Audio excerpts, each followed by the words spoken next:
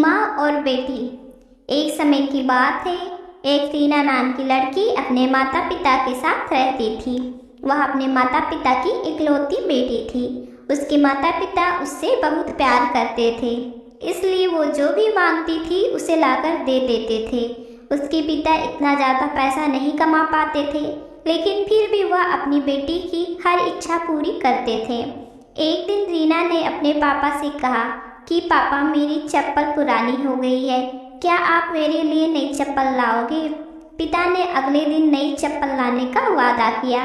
पिता अगले दिन नई चप्पल लेकर आया। रीना नई चप्पल देख बहुत खुश हुई और चप्पल पहनकर पूरे दिन मोहल्ले में उछल कूद करती रही।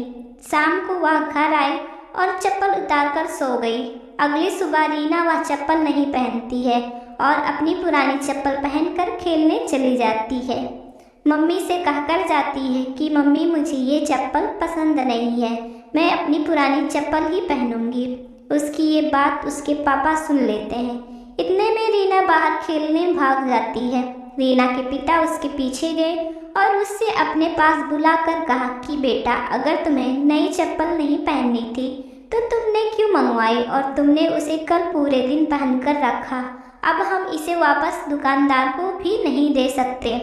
रीना कहती है, पापा, मैंने यह चप्पल मम्मी के लिए मंगवाई थी क्योंकि उनकी चप्पल टूट सी गई है और वह खर्चे के डर से कभी अपने लिए नई चप्पल नहीं मंगवाती हैं।